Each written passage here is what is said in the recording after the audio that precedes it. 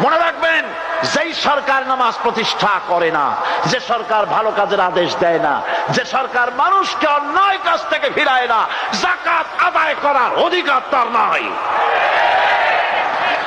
সুতরাং এমন এক সময় আসবে যখন আবার আমাদের জন্য সুখ শান্তি ফিরে আসবে।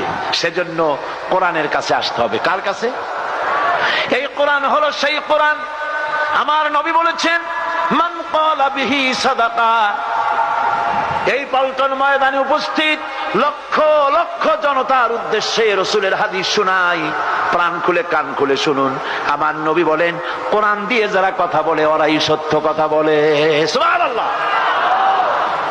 আপনার নেতা বক্তৃতা করতে আসে, না আছে কোরআন, না আছে হাদিস, সব নিজেদের মন গড়া কথা, ঠিক কিনা? কোরআন দিয়ে যারা কথা বলে তারা সত্য কথা বলে, কোরআন দিয়ে যারা মানুষকে ডাকে ওরাই সঠিক পথের দিকে ডাকে। যেই ডাক শুরু হয় দুনিয়া থেকে, আর এর যাত্রা শেষ হয় জান্নাতুল ফেরদাউসে গিয়ে। আখরাজাহু তিরমিজি, তিরমিজি শরীফের হাদিস এটি। সুতরাং ইন্নাদ-দীন ইনদাল্লাহিল ইসলাম। জীবন ব্যবস্থা কেবলমাত্র কোনটা? জোরে বলেন, কোনটা? এই ইসলামের আইনের সামনে মাথা নত করে দিতে হবে।